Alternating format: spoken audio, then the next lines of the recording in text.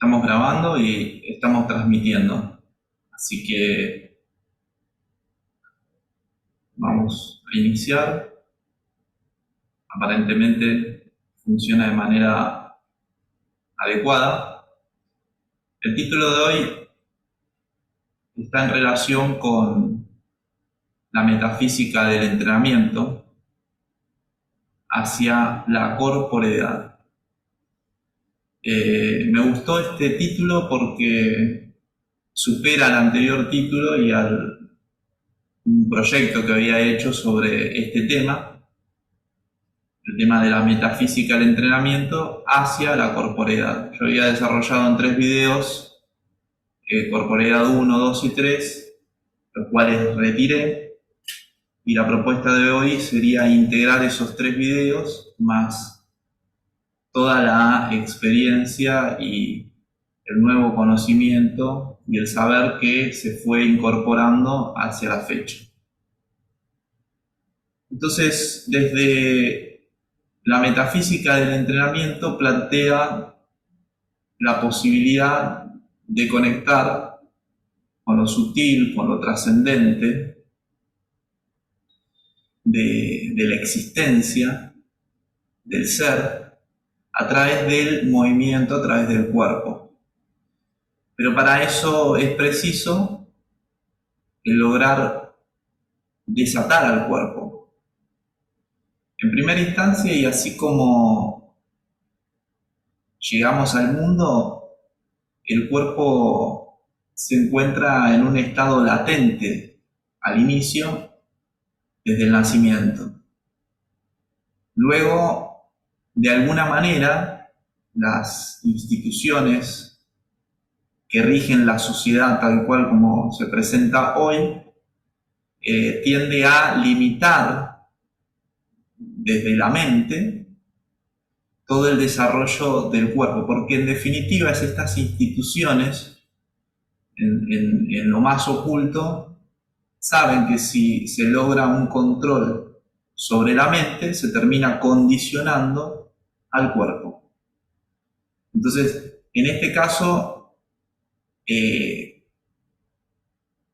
este condicionamiento institucional, tal cual como lo plantea la cultura y la sociedad, tiene por fin, o bien sea de manera intencional o bien de manera errada, equivocada, absurda, tiende hacia una limitación, un atar al cuerpo en distintos aspectos, en distintas circunstancias, a través de lo que sería la mente.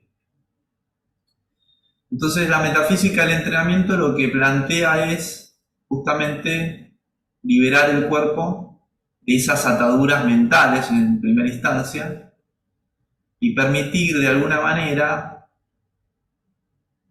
darle un soporte, una estructura, reconociendo la importancia del cuerpo, pero permitiendo el advenimiento de aquello que es más sutil, trascendente y que está por encima del cuerpo, sin dejar de lado la importancia del cuerpo.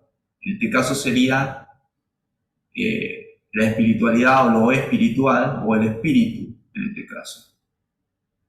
Para eso en el medio se encuentran dos aspectos, dos cuadrantes que tienen que ver con la mente y el alma, que o bien puede tender una escalera hacia los cielos, hacia el aspecto celestial del humano, o bien esa escalera se puede cortar o desviar hacia otros intereses.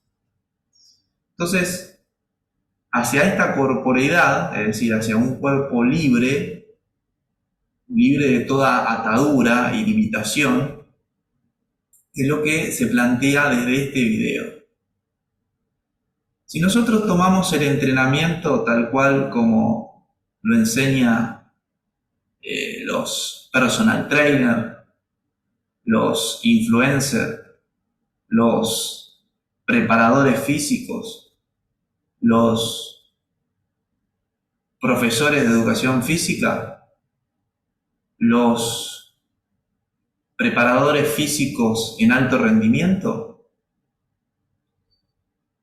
vamos a ver que hay distintas variaciones, pero que en definitiva lo que podemos rescatar de todo esto, en esencia, es la graduación. Es decir, que todo planteo desde esta óptica siempre va a ser gradualista y evolutivo, en el sentido de que siempre comienza en una fase inicial, primer año, fase principiante, segundo año, tercer año, cuarto año, es decir, siempre hay una graduación y el hecho de trascender un año te habilita al siguiente año. Eso, visto desde la corporeidad, es una limitante, porque en definitiva el tiempo de la graduación, por ejemplo, no hay un egreso del primer año sin antes haber transcurrido el año. O sea, si el sujeto que aspira a iniciar un entrenamiento de ese tipo comienza en el primer año, primero tiene que cumplir todo el primer año para ascender al segundo año y así en lo sucesivo. ¿Por qué? Porque se tiene como referencia lo evolutivo y a la misma vez lo numérico, lo matemático, lo aritmético, en cuanto al año 1, 2 y 3. Y si nosotros tomamos todo entrenamiento, toda pauta de entrenamiento es como si fuera un esquema matemático. Es establecer números, ¿sí?, abstracciones matemáticas al cuerpo. Ahora, el cuerpo y quien mueve ese cuerpo encuentra sus límites en los números y en la matemática, en lo que sería el mundo aristotélico. Yo puedo considerar que no se encuentra. Si es así, entonces ese cuerpo está limitado a la matemática. Nunca va a haber una apertura a lo imprevisto, a lo imprevisible, a lo raro, a lo extraño, a lo insólito, a lo insospechado. Nunca va a haber magia en ese cuerpo. Siempre va a ser un cuerpo estadístico. Entonces, si vemos y tomamos el entrenamiento que nos ofrece la sociedad y la cultura, es un entrenamiento de entretenimiento, porque apunta a la personalidad, que la personalidad esté entretenida con lo que está haciendo. Eso trasciende lo humano, eso trasciende al animal hombre, y claramente no, porque es para el entretenimiento. O sea, si el entrenamiento no lo entretiene a la personalidad, por lo tanto se aburre, y si se aburre, por lo tanto deja y va a otra cosa. A la misma vez, desde la personalidad, todo entrenamiento se vende como un producto elaborado y empaquetado, que prácticamente eso sirve para todos, pero a la misma vez hay quienes afirman que los humanos son únicos e irrepetibles. O sea, que hay una esencia, en esa afirmación se guarda la esencia de la originalidad, se reconoce que hay una originalidad, pero no se le cumple. Entonces, sintetizando, el entrenamiento visto desde la personalidad es un producto elaborado, matemático, que lo que pretende el movimiento es el entretenimiento en el ámbito de la personalidad. Y que bueno, en ese ámbito cualquier tipo de práctica puede ser posible si entretiene a la personalidad, por más que sea disparatada o contraria al sujeto, o que el sujeto no esté preparado. Por ejemplo, el CrossFit toma como base el entrenamiento militar, y como es un producto que hoy se vende y que entretiene a la personalidad, entonces van todas las personalidades a hacer CrossFit. Después ese cuerpo no está preparado para hacer CrossFit, por lo tanto se rompen y ya no pueden hacer más nada porque ya no se entretienen, porque ya tuvieron una mala experiencia con el movimiento. O sea, en principio, ¿para quiénes estaban destinados? Para un grupo de sujetos que apuntan a el entrenamiento militar, es decir, el entrenamiento a la sofocación y el agotamiento, al soportar esa intensidad. Pero desde la personalidad, claramente eso no se puede hacer. Es más, el entrenamiento militar lo que procura en esencia es que muchos a priori vayan renunciando. O sea, que vayan apartándose porque no logran los resultados, o sea, no logran soportar el sofocamiento. De que muchos vayan quedando en el camino y que solamente pocos, que en definitiva trata de depurar a los elementos débiles y que prevalezcan los elementos más fuertes de ese grupo. Bueno, esa es, digamos, la esencia del CrossFit. Hoy se lo vende como un producto elaborado para entretener a la personalidad. Imagínense los resultados que se puede obtener de eso. Ahora, el entrenamiento visto desde el alma son todas esas disciplinas milenarias, tanto sea del arte marcial como del deporte o del movimiento o del atletismo, por ejemplo, que pertenecen al acervo humano como posibilidades de movimientos latentes dentro de lo que corresponde al sujeto anímico. Es decir, se supone que todo humano debiera alcanzar cualquier tipo de movimiento que la humanidad haya podido registrar en la memoria milenaria de la humanidad. Si eso es posible, si el sujeto logra conectar con un aspecto de lo milenario, en lo general estaría disponible para él todo ese tipo de movimiento. Pero a la misma vez el sujeto puede diferenciarse destilando desde el alma propia, desde su individualidad, aspirando hacia su individualidad, y ser él quien escriba un movimiento nuevo dentro de esa memoria milenaria. Podemos tomar como ejemplo de esto el Jeet Kune Do, que hoy ya es y no es al mismo tiempo, o sea, es en lo general ya parte de la memoria milenaria de la humanidad, pero quien lo puede aplicar en su propio cuerpo puede destilar lo individual. Por eso es como tiene como un doble efecto, o sea, está presente y latente, pero a la misma vez lo oculto para quien lo practica bajo las últimas consecuencias, a la misma vez, como bien propone el Jeet Kune Do, es decir, dejo de lado el Jeet Kune Do.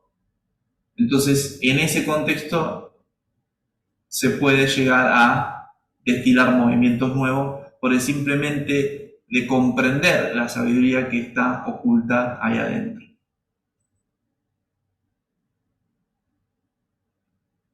Del entrenamiento metafísico desde mi perspectiva, desde lo que pude descubrir desde la experiencia, desde el estudio, desde la reflexión y de la contemplación, es esto, lo que les voy a continuación desarrollar.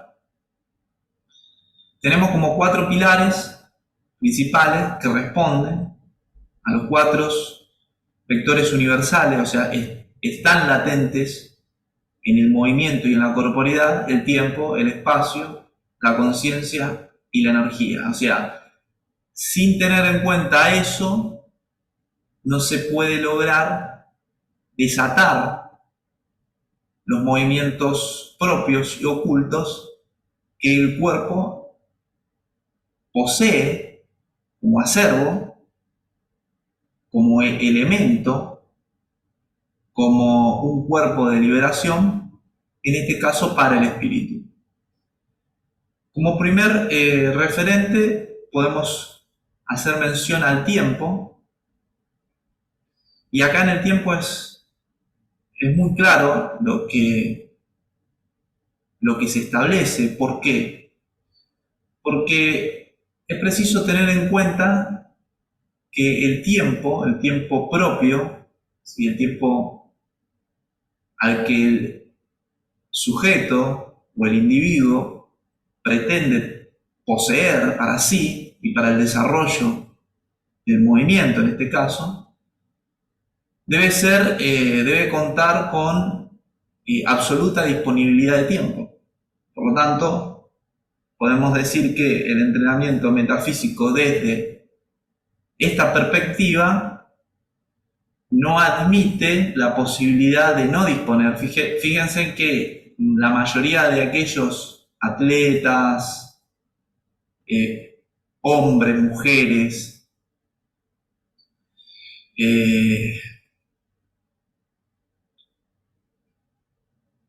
grandes individuos que han transitado a lo largo de la humanidad y que han sobresalido y que han sido una nota distintiva en el ámbito del movimiento y de las disciplinas de las que se traten. Si ustedes toman como referencia la vida de esos sujetos, de esos individuos, según el caso que se trate, van a ver que la disponibilidad de tiempo y la dedicación es casi de manera absoluta. No hay posibilidad de obtener un logro meramente individual sino tener un tiempo para poder aplicar esa disciplina, esa técnica, ese modelo, esa forma, esa filosofía o el desarrollo de alguna sabiduría oculta. Hay una tendencia en la educación física y en la preparación física y en todos los instructorados a una obsesión con medir el tiempo. O sea, pero verdaderamente casi una neurosis con la cuestión de medir el tiempo y cuánto tiempo metiste las 3 vueltas, en cuántos segundos la pausa. Eso no se estaría respetando el propio tiempo biológico. Es decir, el tiempo del cuerpo, el tiempo biológico del cuerpo, de su recuperación, de su capacidad de desplazamiento, de su movimiento, en cada quien es diferente, y pretender ajustar a un, digamos, ritmo universal como lo cronológico, se estaría limitando al cuerpo en ese punto. Entonces, y a la misma vez querer llegar a tiempo implica también no poder ir más allá del tiempo. Y el pretender llegar a tiempo, en lo que se trate, se estaría casi inconscientemente entrando en una jaula de la cual no se va a poder salir después, sino a través de una actitud heroica. Es preciso tener el tiempo, los tiempos de descanso, ¿sí? La mayoría de la gente tiene el tiempo que puede, no el tiempo que quiere. La mayoría no tiene el tiempo que quisiera para dedicarle a la actividad que pretende desarrollar, sino tiene el tiempo que puede, pero a la misma vez cuando se le ocurre la oportunidad de tener el tiempo que alguna vez quiso o que deseó, lo malgasta o no lo aplica o no lo usa, ese tiempo que consiguió o que logró. O no sabe qué hacer con el tiempo que tiene. Eso también sería falta quizás de conciencia temporal. Ya vamos a desarrollar la otra columna que tiene que ver con la conciencia, pero está bueno dejar en claro eso. El tiempo de descanso es fundamental luego de una sesión de entrenamiento de la que se trate, ¿sí? Poder dedicarle el tiempo de descanso, bien sea a través de la meditación, la relajación, a través de una siesta, de poder apagar el cuerpo, aquietar el tema de la pausa. La pausa es meramente referencial. Ustedes podrán apreciar que cuando se entrena se tienen en cuenta las pausas, en el descanso, las micro, pequeñas pausas, las macro pausas, pero también fuera de la sesión de movimiento y entrenamiento físico del que se trate, también tener presente que si el cuerpo pide descansar, dormir, horas de sueño onírico, de descanso biológico, lo está pidiendo porque precisa lograr en ese momento, en esa pausa, las adaptaciones químicas, fisiológicas, biológicas y metafísicas para adaptarse a ese ritmo de entrenamiento y poder estar, digamos, disponibles, hablemoslo así en términos virtuales, tener las actualizaciones necesarias, ¿sí?, para poder afrontar las nuevas cargas de entrenamiento. El descanso y la pausa plantean el hecho de quedarse vacío, porque cuando uno enfrenta el entrenamiento, o sea, cuando uno se orienta en el entrenamiento y le dedica el desarrollo de toda la energía, se vacía de toda la carga energética que posee, para luego quedarse ante el vacío y esperar, ¿sí?, una renovación energética y a la misma vez una adaptación a los nuevos ritmos. ¿Cuántas veces, digamos, se logra o se alcanza en el entrenamiento, en el ejercicio, en la disciplina física, en el arte marcial, en el deporte que se trate, llegar hasta el agotamiento? Muchas veces creen que están agotados por una cuestión mental, pero no están realmente agotados. En el agotamiento, es decir, en el vacío, o sea, en el hecho de la palabra, la afirmación, darlo todo, es también después quedarse con ese vacío para lograr en el proceso de la pausa y del descanso una absoluta renovación, que es más allá de la recuperación. Poder contemplar también en esas pausas el silencio, y en ese silencio poder dialogar con el cuerpo internamente, siendo permeable a lo que se percibe, a lo que se siente, a lo que está pidiendo el cuerpo, y establecer de esa manera un diálogo, empezar a dialogar con el cuerpo, no es mirar al costado o someterlo a reglas o estructuras mentales, ¿sí?, como bien está planteado desde lo social, desde lo cultural. Entonces, podemos tener también en cuenta el hecho de los distintos tiempos que se van desarrollando en el ejercicio, ¿no? En el ejercicio, en el desarrollo de una disciplina, lo que fuera, se debe ser sensible al hecho de cuando se está apurado. ¿Sí? El que está apurado es porque carece de tiempo. Está apurado porque no tiene tiempo. Es decir, comienza lo que comienza desde un punto de partida que está en relación con la escasez temporal.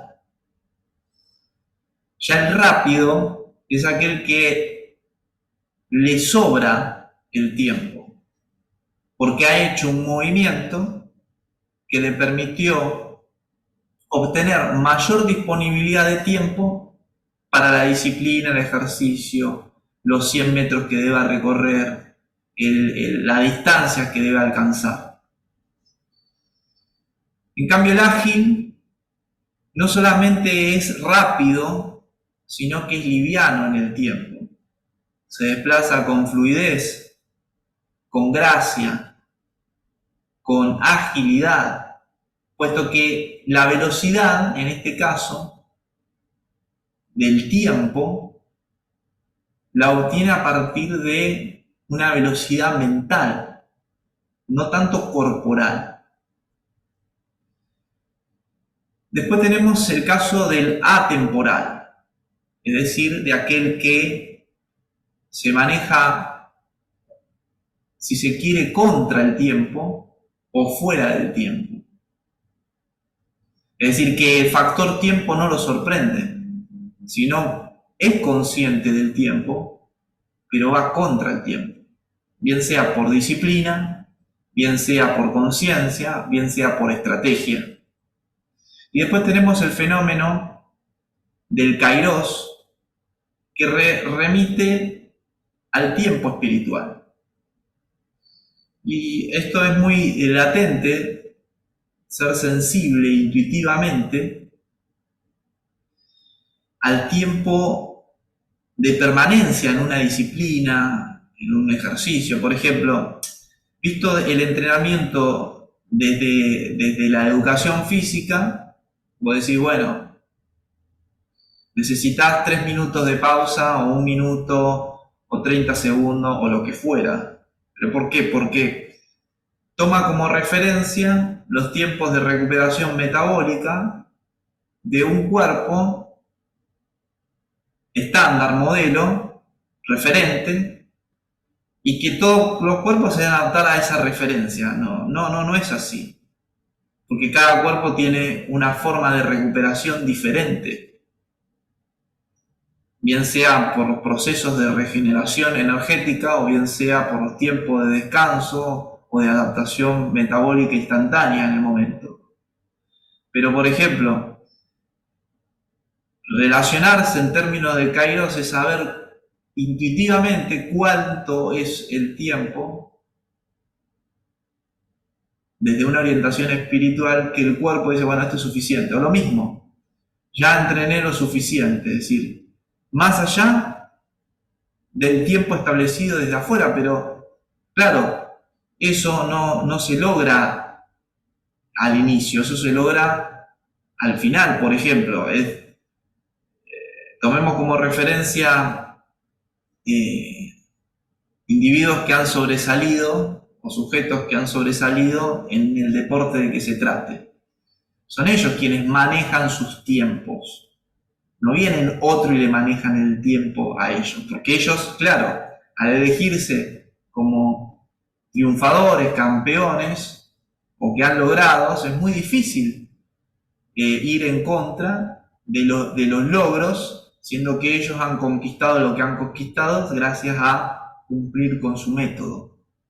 Entonces, ¿por qué? Porque intuitivamente, ¿sí?, ellos consideran la temporalidad no tanto cronológica externa, sino el tiempo interno.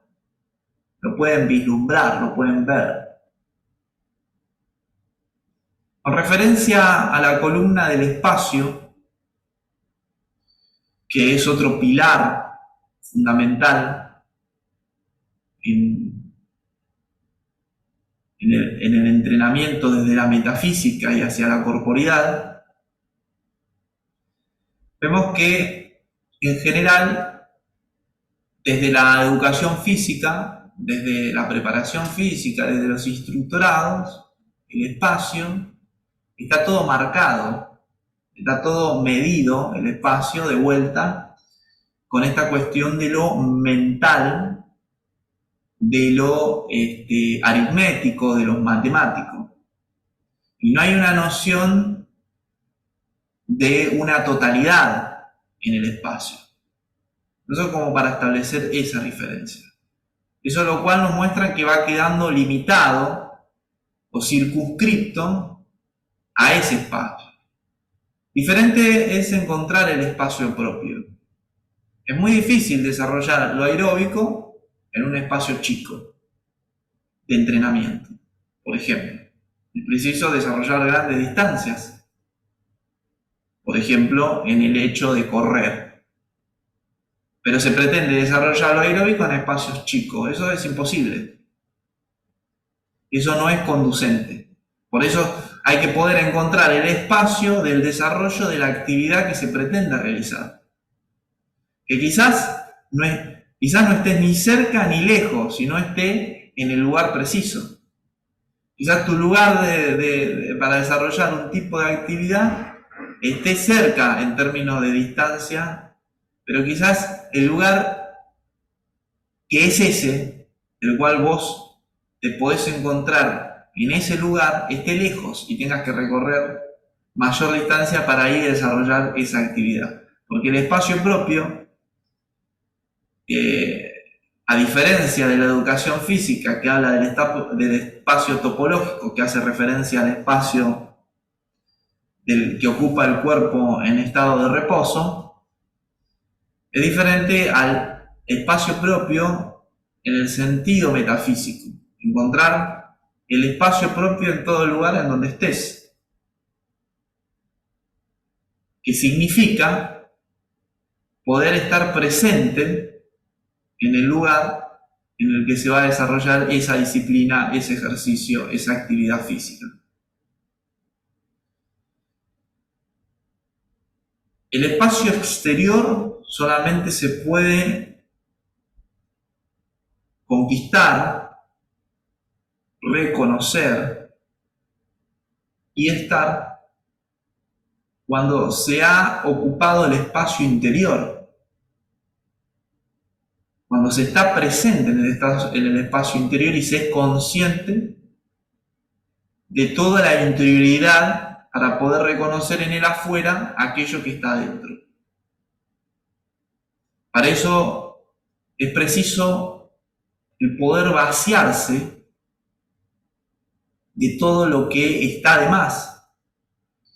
Fíjense que en esta analogía del adentro y afuera, como es arriba y es abajo de los principios herméticos, la relación del macrocosmo, o sea, de la totalidad, que analógicamente es el microcosmo, es decir, el cuerpo o el propio cuerpo. O sea, no todos tienen microcosmos, o sea, propio cuerpo.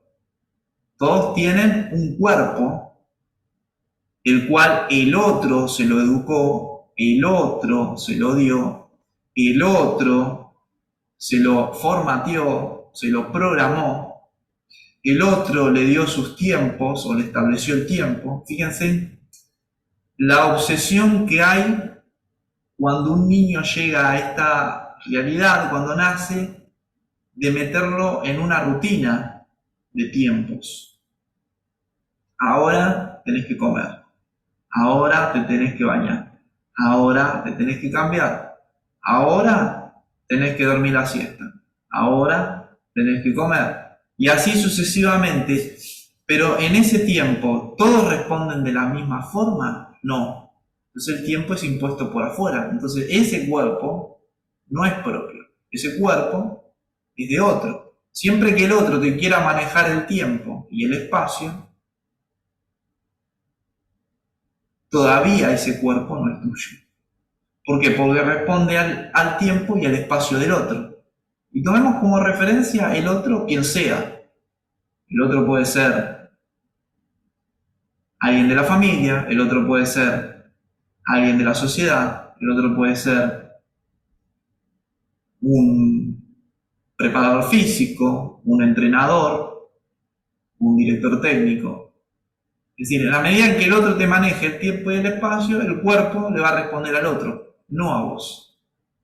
Y el punto que se plantea acá es que el cuerpo le responda a sí mismo y no a otros, en la representación que sea el otro. Para todo esto es preciso el aspecto conciencia, la conciencia corporal, la tercera columna del entrenamiento metafísico. Conciencia corporal significa ser consciente del cuerpo, de todas sus partes, de los pies, de las piernas, de las caderas, de la cintura, de la espalda, de los hombros, de los brazos, de las manos, de la cabeza, del cuello, de todas las articulaciones, de todos los músculos, poder sentir el estímulo a través del movimiento o del reposo, a través de lo dinámico o de lo estático, de cada porción, de cada músculo.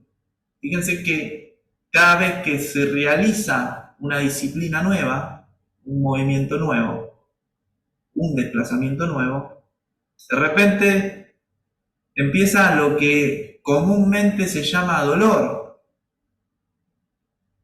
Porque nos han acostumbrado a decir, ay, me duele acá, no, porque en realidad cada vez que sentís una parte de tu cuerpo, en intensidad, a eso le llamás dolor. ¿Ves? Que eso es ya un condicionamiento del orden mental y conceptual. Por eso uno primero se libera, mejor dicho, siendo consciente de sí mismo, se libera primero el cuerpo propio para luego conquistar las propias emociones, liberarse de lo sentimental y emocional, para finalmente liberarse de los esquemas mentales, que es lo más difícil. Lo más difícil es liberarse de la mente colectiva, de la mente que desde que nacemos hasta que logramos despertar, la mente nos la maneja el otro, con la estructura de la que se trate. Y eso encarcela, no solamente condiciona el cuerpo, sino también las propias emociones. Fíjense que cuando un hombre pierde el equilibrio y se enoja, su punto de reversión es en lo emocional. Suprime su principio mental para quedar polarizado en una histeria emocional. Y en la mujer, el punto de reversión, siendo que podría ser esencialmente sensitiva, emocional, su punto de reversión lo encuentra en lo mental y queda circunscripta en una serie de pensamientos obsesivos y circulares, prefabricándose su propia cárcel, de la cual después va a tener que salir. Por eso, el entrenamiento metafísico y la tendencia hacia lo alto, hacia la corporeidad, busca alcanzar la cima en lo espiritual y poder ver esto que estamos viendo más allá de lo meramente emocional y mental. ¿Sí? O sea, y establecer una conexión directa de cuerpo y espíritu, pero sin ser un desalmado, puesto que se puede alcanzar la propia emoción, un alma propia, y a la misma vez siendo la mente un instrumento estratégico del movimiento de liberación.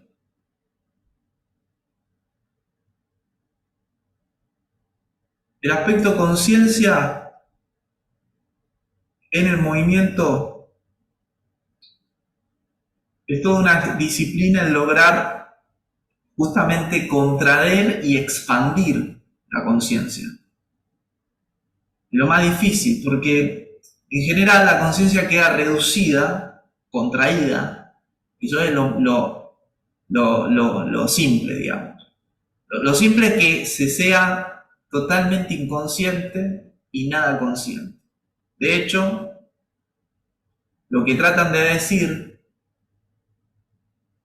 los científicos cuando afirman que el hombre solamente utiliza el 1% de su capacidad cerebral, lo que nos están diciendo en definitiva es que tan solo el 1 o el 10% se es consciente. El otro 90% o 99% se es inconsciente o, según la línea freudiana, se puede ser subconsciente de todo aquello que permanece en las profundidades de lo que no está resuelto a nivel emocional y conciencial.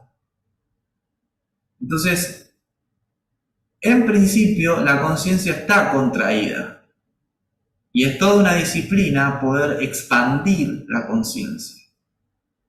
Para eso, todo ejercicio, todo movimiento, toda disciplina tiene que ser un espacio para poder no solamente mover el cuerpo, sino lograr la relajación, para poder permitir la reflexión.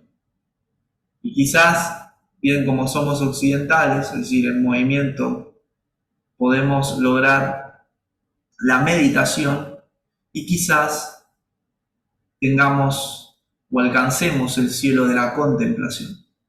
Todo eso en una disciplina física. Por eso es posible contactar lo espiritual en el movimiento, en el ejercicio, en el entrenamiento que se haga. Simplemente es plantearse desde dónde lo voy a hacer, desde dónde se va a hacer.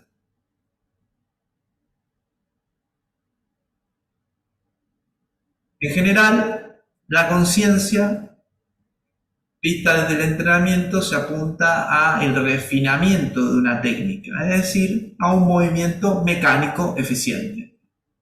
El tema del movimiento mecánico eficiente es que genera un automatismo. Que el automatismo no es malo.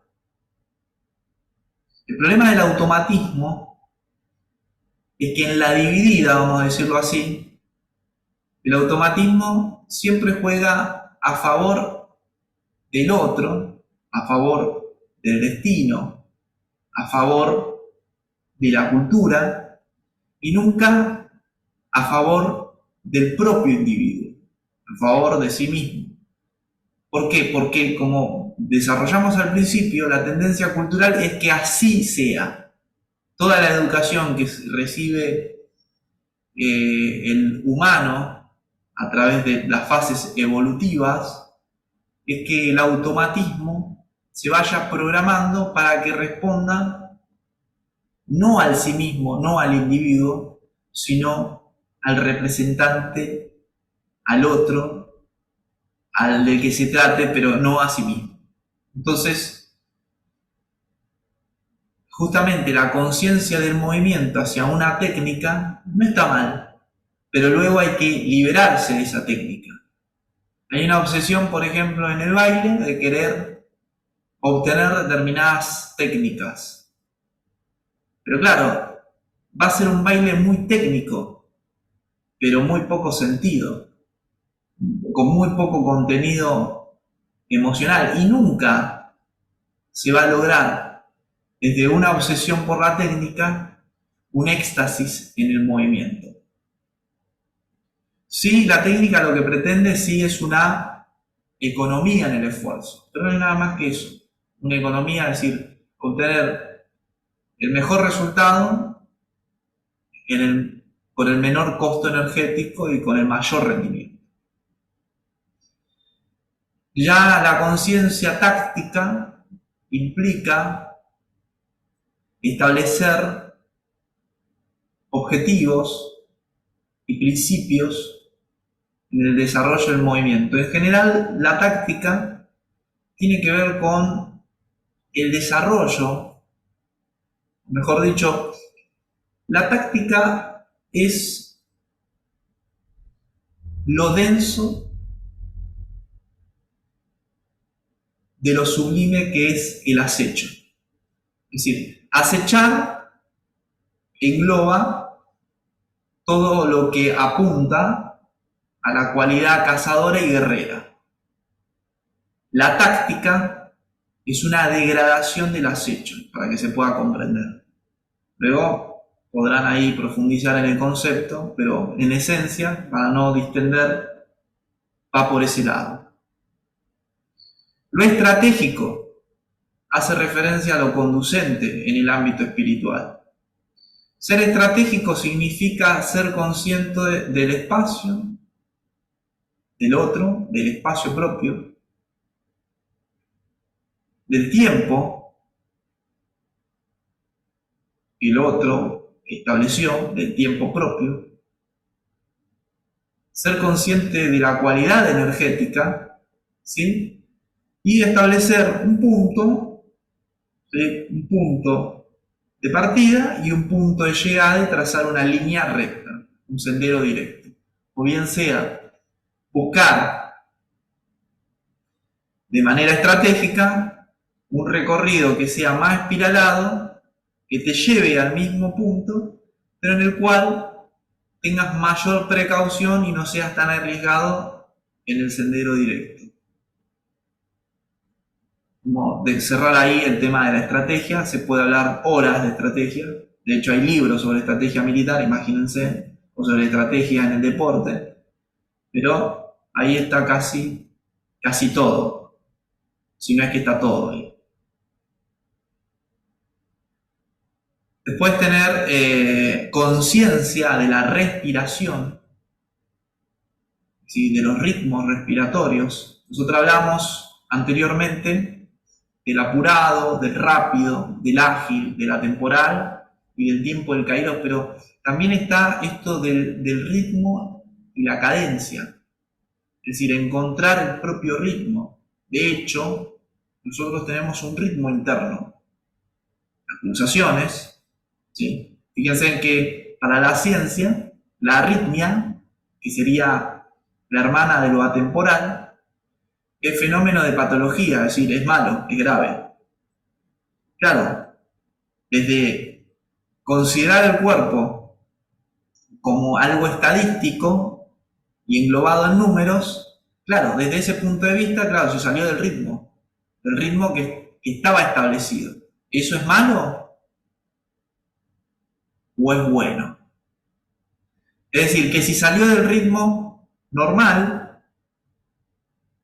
y está en una especie de arritmia, ¿no será que está en el ritmo propio? Sería una pregunta para reflexionar.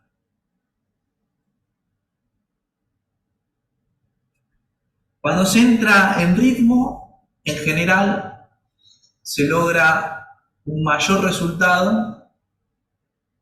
No se es consciente del cansancio y el desgaste es casi mínimo, porque es justamente entrar en el propio ritmo, tener musicalidad en el cuerpo, tener una forma de moverse en el ejercicio, en el desplazamiento, en el caminar, que es propio, que responde a una propia cadencia.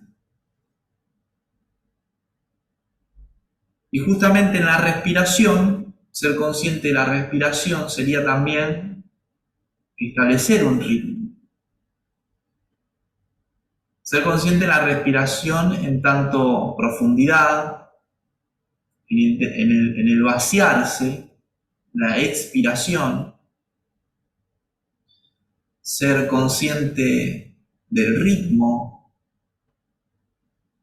de cómo en cada situación se producen gradientes de inspiración en tanto presión o depresión.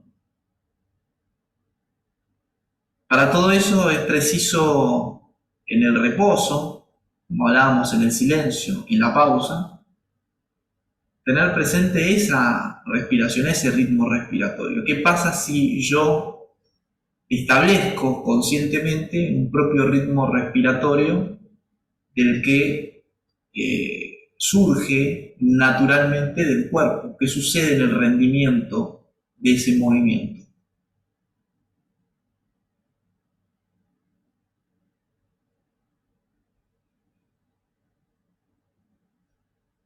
Ser consciente de la relajación del cuerpo, en todo movimiento, en todo momento, hasta incluso del descanso. ¿Qué partes del cuerpo están tensas? Para ser consciente también de la tensión. Todo movimiento coordinado maneja un ritmo y una cadencia entre relajación y tensión, entre relación de músculos agonistas y antagonistas, entre articulaciones que se mueven. Para eso es preciso ser consciente de esa relajación y tensión en movimiento, en reposo y en máxima velocidad, que es lo que sucede. También es preciso ver y ser consciente de la presión externa y de la presión interna, y de la autopresión que se genera a sí mismo en el hecho de una disciplina. Todo eso en ese juego armónico de la coordinación que relaciona relajación, tensión y presión, para ir de esa manera templando el cuerpo como si fuera una espada. Ser consciente a nivel de los chakras del cuerpo y del movimiento y de la disciplina que se realice, o sea, cuando estoy ante un ejercicio, un movimiento, un deporte, en lo cual la predominancia es del elemento tierra, cuando estoy ante una disciplina que pone en movimiento el centro sacro del agua, cuando estoy ante un deporte o un arte marcial que pone en funcionamiento el plexo solar, es decir, el fuego, y cuando estoy ante una disciplina que pone en funcionamiento el elemento aire.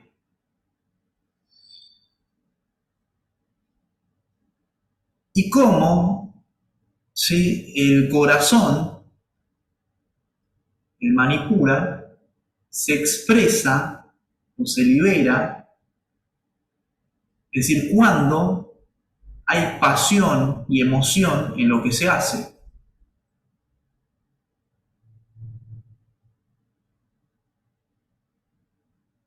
Con el movimiento en reposo.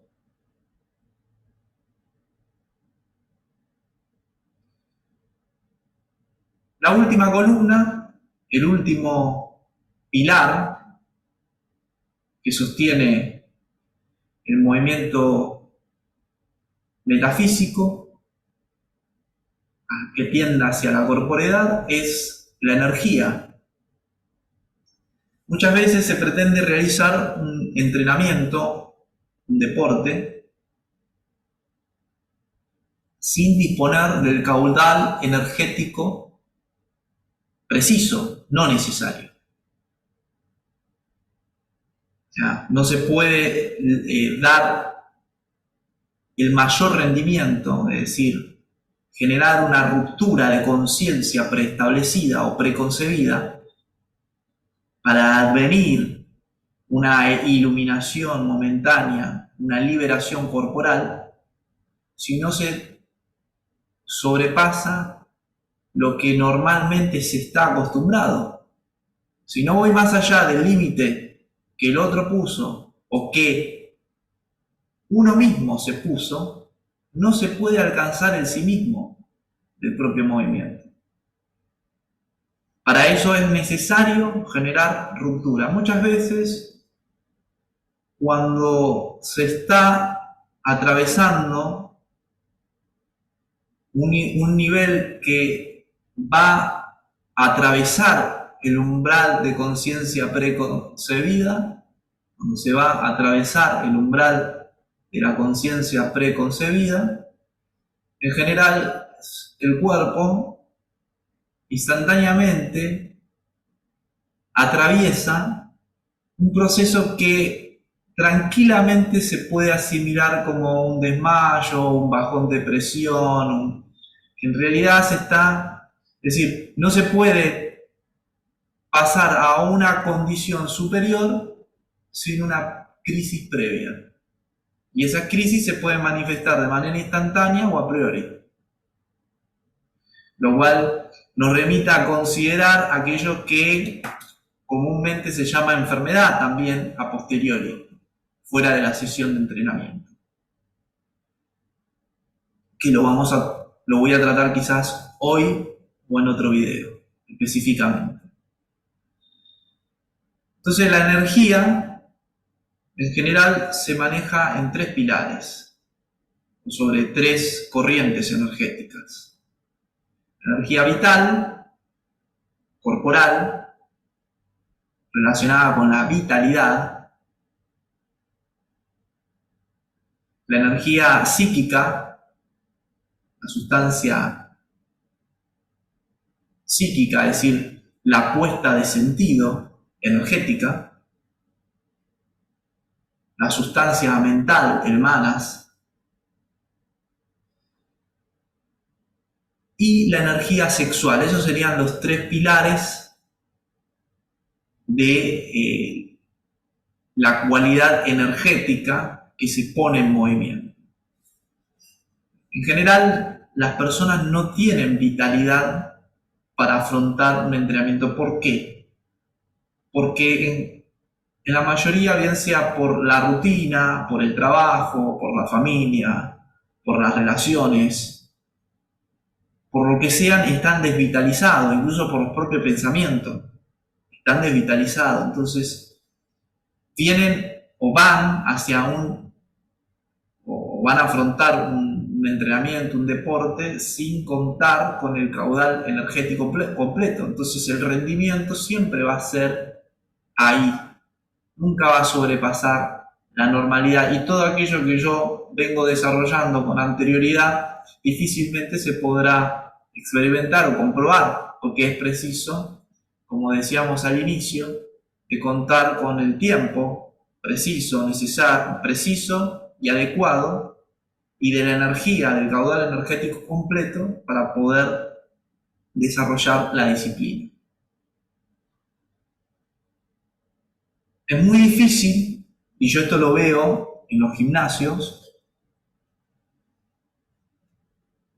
ser consciente corporalmente si mi energía psíquica, es decir, si mi puesta de sentido está afuera. Si estoy con el celular contestando unos mensajes, subiendo una cosa, y mientras voy, hago pesa, y después me pongo con el teléfono y me pongo a hablar con el otro y miro allá, es muy difícil darlo todo y llegar a una profundidad para luego saltar hacia lo alto, en la condición, o sea, sobrepasar la condición humana, si la puesta de sentido se la lleva el afuera, o se la lleva un dispositivo móvil, o se la lleva el que está allá, o lo que está haciendo allá, o lo que está sucediendo por el otro lugar. Si para eso es preciso la concentración, es decir, la puesta de la conciencia en un punto, es decir, en lo que estás haciendo, lo que simplemente se llama ocupar tu cuerpo, o sea, ver de lo que estás haciendo en todo momento. Inclusive, en esos momentos de máxima concentración, suele suceder algo muy común, que viene el otro, quien sea, el otro es quien no es sí mismo, que se puede exteriorizar hacia afuera o que puede estar adentro, en general sucede que la puesta de sentido es interrumpida, es decir, la concentración es interrumpida, entonces la energía es desviada, entonces ya no estoy en un punto aplicando el máximo caudal energético. A la misma vez, la energía psíquica se activa en general cuando hay contenido emocional en lo que se realiza, cuando hay sustancia emocional propia, y no en términos samsáricos. Muchas veces, por ejemplo, en el ámbito del arte marcial te dicen para pegar más fuerte, pegar con odio, cuando en realidad quizás emocionarte mientras estás golpeando, es decir, golpear con amor, sería la clave de liberar sustancia emocional, es decir, sustancia anímica o psíquica. Es muy difícil, y lo voy a desarrollar a continuación, el tema de la energía sexual. Si no se tiene energía sexual para el desarrollo de una actividad física, no habrá energía sutil para desarrollar la corporeidad sutil. Simplemente en ese sentido. Y hay una tendencia, por ejemplo, en lo general, que al haber una insatisfacción sexual, por el motivo que sea, por una cuestión moral, por una cuestión religiosa, por una cuestión familiar, por los pactos con las parejas, que no se esté en una plenitud sexual. Entonces, ¿qué sucede? Cuando se debería utilizar los otros centros energéticos y conscienciales para aplicar precisamente en la disciplina, se estaría funcionando, todo se lo estaría llevando el pensamiento sexualizado. Entonces de repente no se piensa con la propia mente, sino con el centro sexual. ¿Y eso qué genera? Toda esa serie de comentarios y pensamientos y de puesta de sentido que está orientado al sexo y no así a la sexualidad. La sexualidad plantea justamente parte desde un principio de una satisfacción completa para poder estar librado y liberado en ese sentido a desarrollar otro tipo de movimiento que no esté orientado a ese punto. En la cualidad energética, cuando se logra sintonizar y alinear estas tres corrientes energéticas y se logra vaciar la sustancia mental de todo lo que está de más, de todo lo que sobra, de todo lo que no es propio, cuando se logra unir la conciencia, cuando se logra emerger lo subconsciente no resuelto, es cuando se puede alinear con lo inconsciente y advenir en el cáliz, en el propio, en la propia copa, el bril, es decir, la energía espiritual.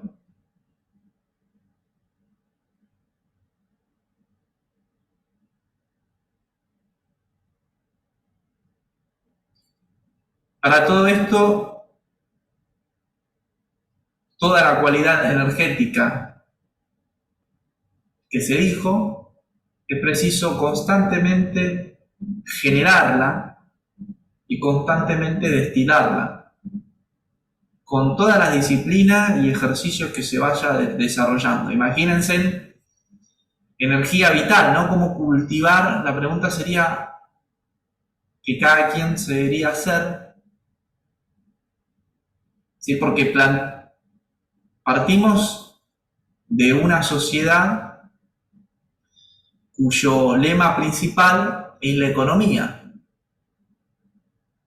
y en donde la economía parte de un principio no de abundancia, sino de escasez. Por lo tanto, ¿hay abundancia energética? No, hay escasez. Y si hay escasez energética en lo general, ¿hay energía para desarrollar la corporeidad? Claramente no. Entonces, ¿cómo generar y cómo destilar esta energía? Cada quien se debería preguntar cómo generar vitalidad propia. O sea, ¿qué es lo que debo hacer o qué es lo que no debo hacer para perder vitalidad y para ganarla, ¿no? O sea, en ese punto. Lo mismo en cuanto a la energía psíquica, ¿sí? Cómo concentrar la energía psíquica para poder aplicar lo que es preciso aplicar. Luego, ¿cómo generar o destilar energía sexual? ¿Qué es lo que debo realizar y qué es lo que no debo realizar? ¿Qué mecanismo debo poner en funcionamiento y qué mecanismos debo evitar poner en funcionamiento?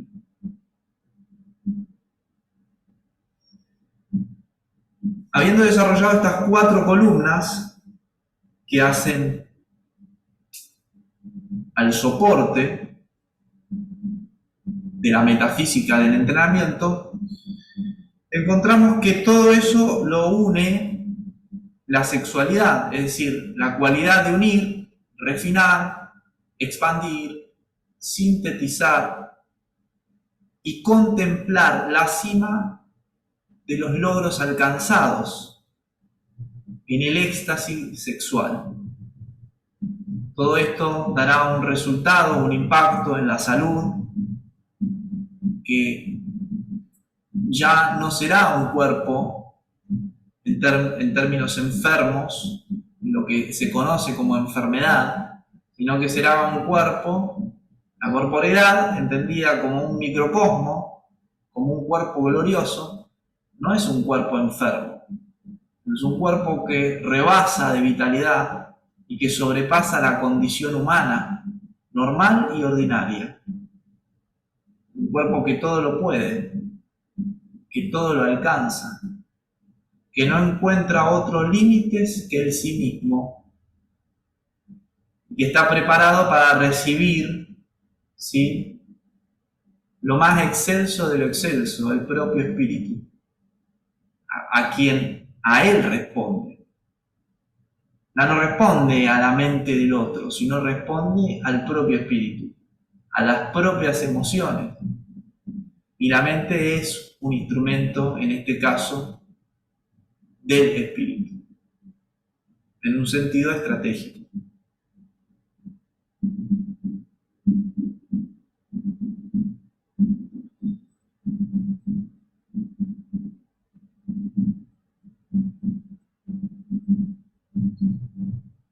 Lo último, lo que sostiene todo esto, lo que une, dijimos que era la sexualidad, y lo que sostiene, fíjense que esto que une, que la sexualidad, es lo más difícil lograr. Prácticamente es un tema tabú en la familia, en la sociedad, en la escuela.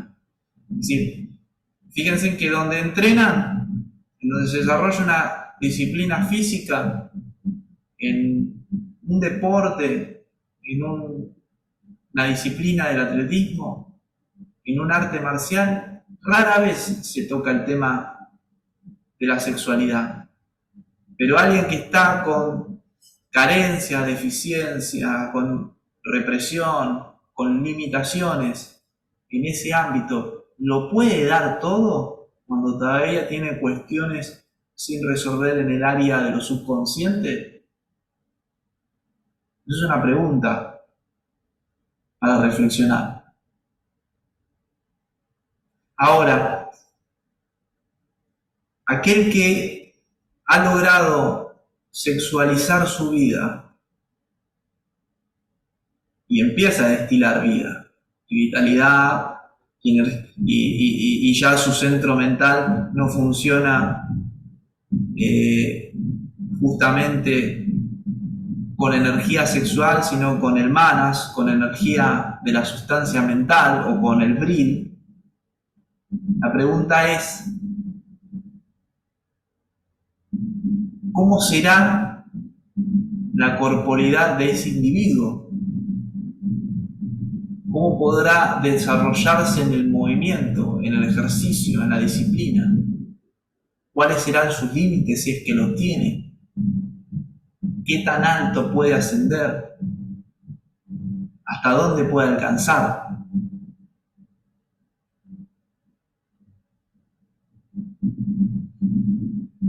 Todo esto, por eso es una disciplina espiritual.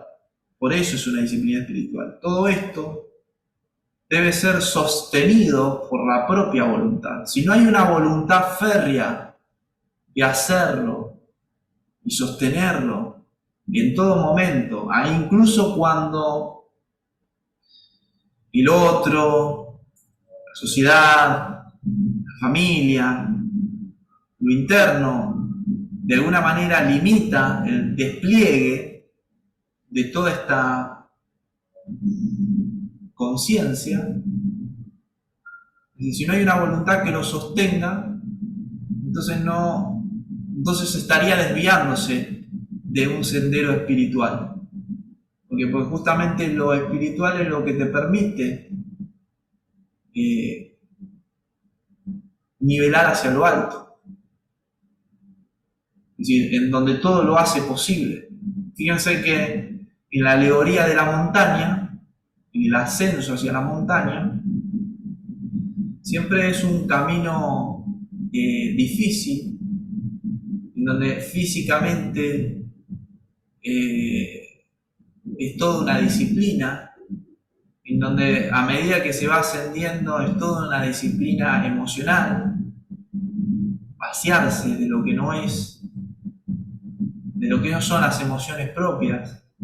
Inclusive cuando se está llegando hacia la cima es todo un desafío para la mente, en un escenario donde prácticamente en toda cima de montaña, a lo sumo hay nieve, desciende la temperatura exponencialmente, prácticamente no hay tierra, el agua está en su estado sólido, el aire ya no es tan denso sino más sutil, con lo cual es todo un desafío para la mente. Inclusive hay muchos relatos en donde no logran, si muchos en una disciplina, en esa disciplina pierden la vida, es decir, porque el cuerpo los abandona, entran en la locura, que se les fragmenta la mente.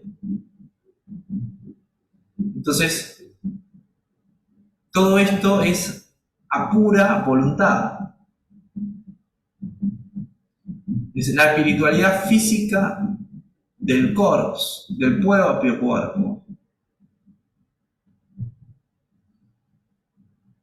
Es decir, la voluntad de sostener una disciplina, un estilo, de liberarse de toda técnica, de toda disciplina, de todo método, de todo estilo, y estar vacío para advenir,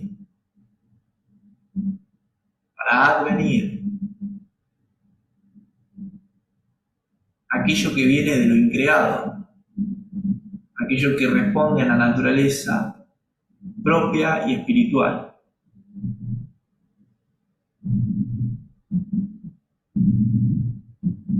Finalmente, voy a compartir una serie de lecturas reflexivas que van a ir tocando cada uno de estos pilares, de estos asuntos que fuimos desarrollando.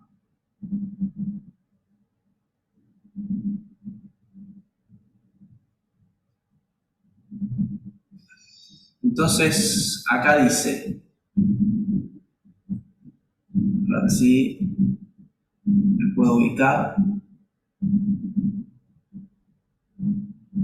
Bien, en el título, acá, don Jacques de Maillet, en La naturaleza del hombre, en el capítulo La superación de sí mismo, dentro de el punto que aborda la sexualidad, nos dice: no por eso resulta menos que la unión sexual constituye una superación de nuestra individualidad relativamente cerrada, tal como la hemos analizado en los capítulos anteriores, y que dicha superación no es un hecho consumado, sino, por el contrario, el resultado siempre provisional de un ímpetu intencional sometido a un ritmo de entrega y de retención.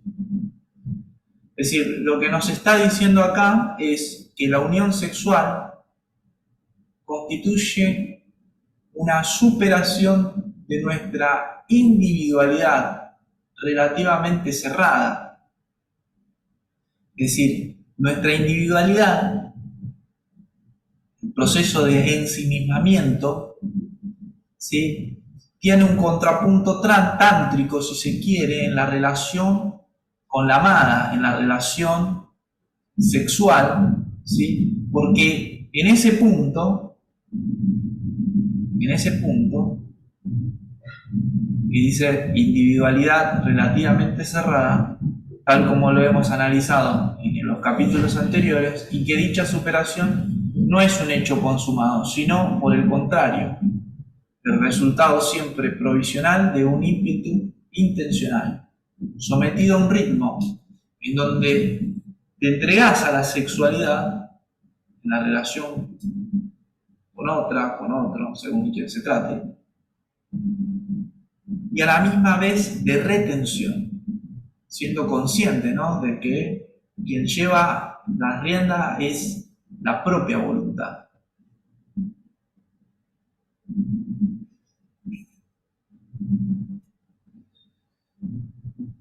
Yendo un poco más allá de la sexualidad humana, hacia la belleza erótica, hacia lo erótico, hacia el eros. Dice, la belleza erótica desempeña, pues, el papel de suscitar y exasperar nuestra inquietud sexual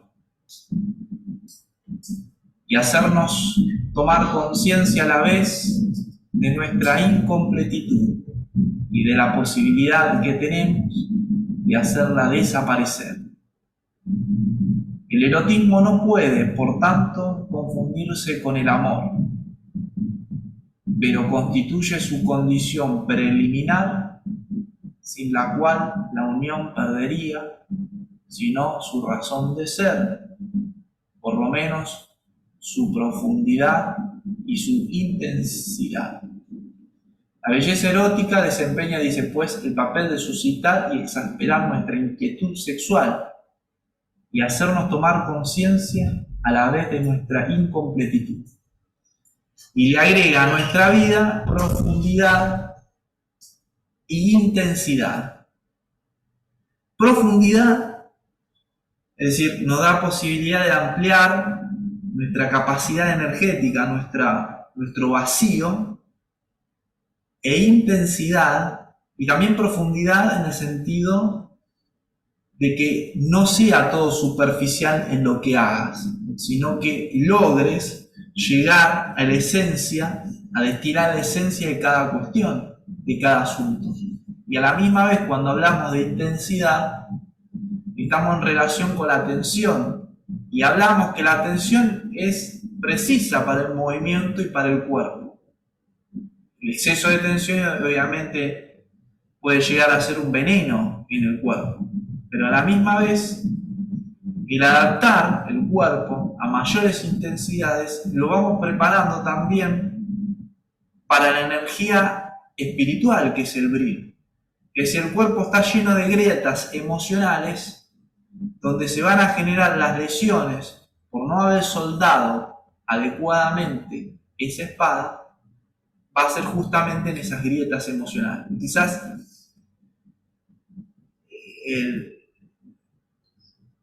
la sexualidad, el erotismo, que es lo más sublime del sexo, nos permita también rellenar, soldar y unir esas grietas.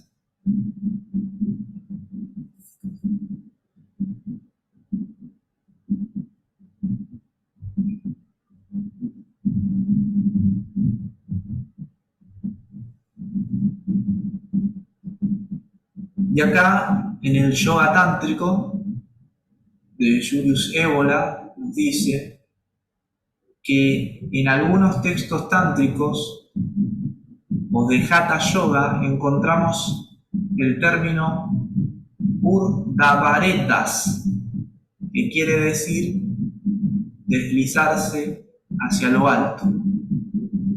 Parece alusión a ese cambio de polaridad.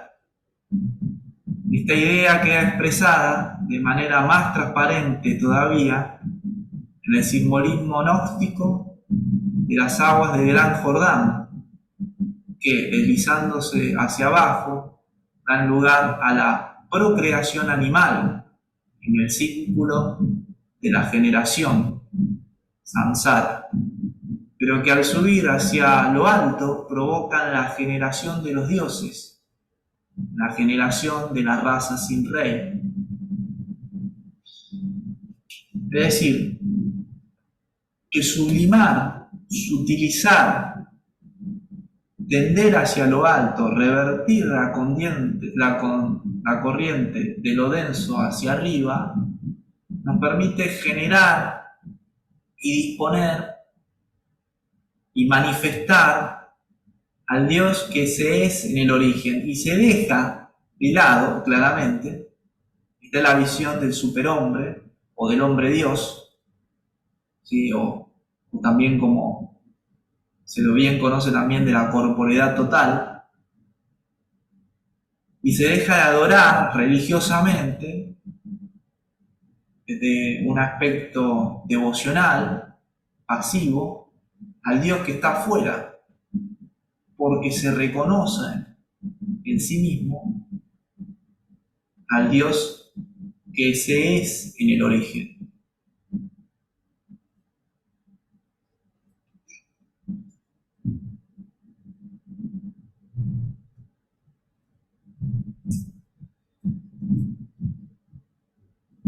En el chamanismo también se trata este tema de tender hacia lo alto, desde un mito, y trae como mito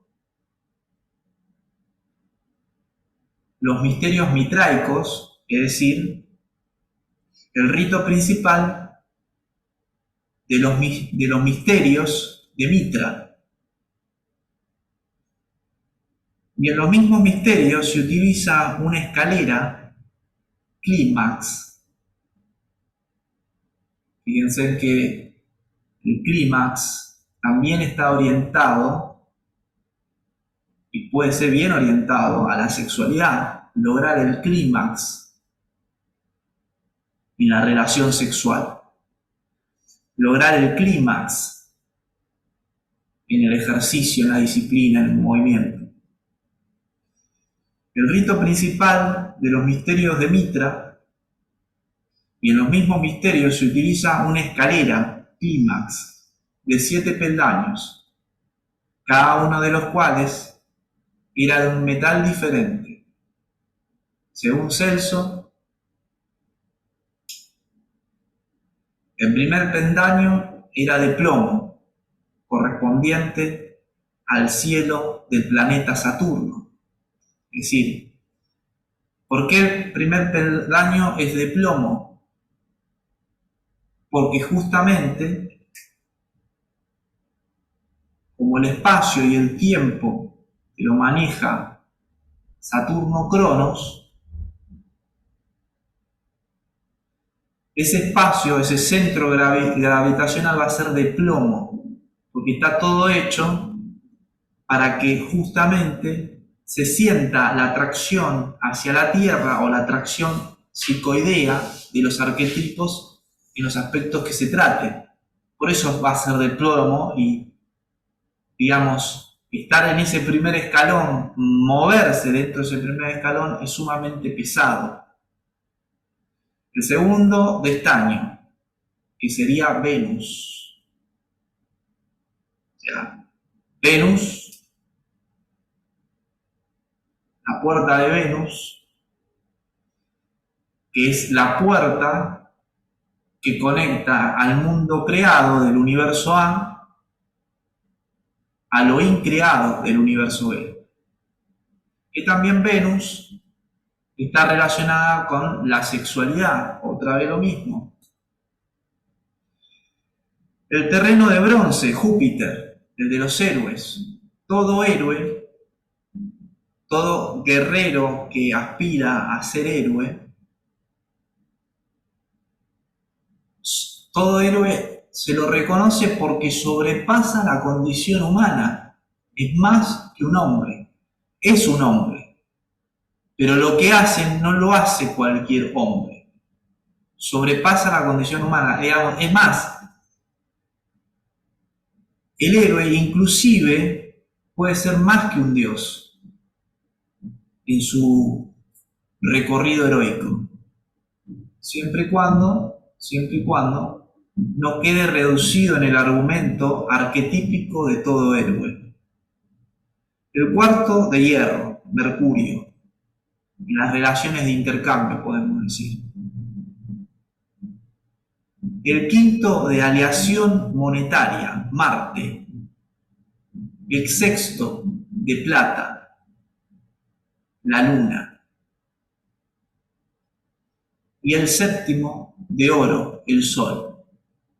También puede remitir tranquilamente a las distintas edades que a la misma vez se encuentran encerradas y encarceladas dentro del cuerpo de todo varón y de toda mujer, en esa búsqueda y en ese camino hacia la liberación de su corporeidad. El octavo peldaño, nos dice Celso, representa la esfera de las estrellas fijas, es decir, el linaje estelar. Al subir por esta escalera, durante la ceremonia, el iniciado recorría efectivamente los 7 cielos y se estaba también hasta el epíreo.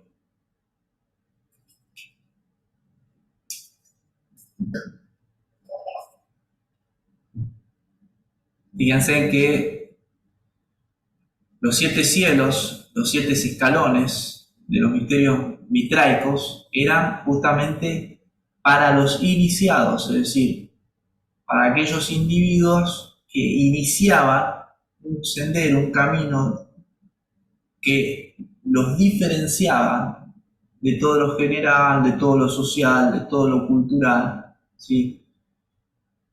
Cuyo camino buscaba justamente iniciar el sendero de la espiritualidad.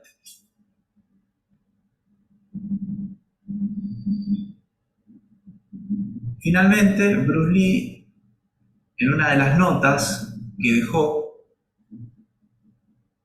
dice que el camino perfecto solo es difícil para aquellos que eligen y escogen. El camino perfecto solo es difícil, o sea, va a ser difícil para aquellos que eligen y escogen. Eligen esto sí, esto no, escojo esto, o sea, cuando lo que es todo lo fraccionan para no tener nada, pudiéndolo tener todo. Que no te guste, que no te disguste, entonces todo estará claro. Por un pelo de diferencia, el cielo y la tierra se separan. Si quieres que la verdad esté claramente delante de ti, nunca estés a favor o en contra. La lucha entre a favor o en contra es la peor enfermedad de la mente. Por eso, para liberar finalmente al cuerpo y disponer enteramente de él en una corporeidad total, lo último en liberarse es de la mente. Así cierro este video.